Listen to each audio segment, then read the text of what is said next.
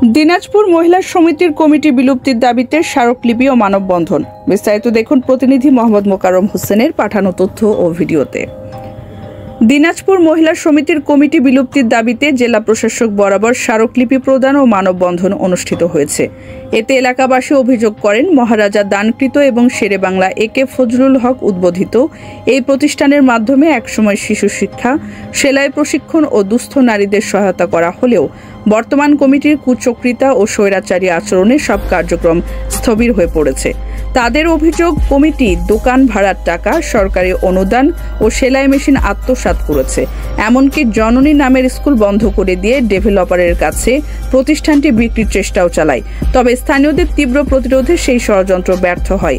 বক্তারা জেলা প্রশাসকের নিকট দাবি জানান, বর্তমান কমিটি বাতিল করে নতুন কমিটি গঠন করতে হবে, যাতে আগের মতো উন্নয়ন কার্যক্রম চালু করে দিনাজপুর মহিলা সমিতির হারানো ঐতিহ্য ফিরিয়ে আনা যায়।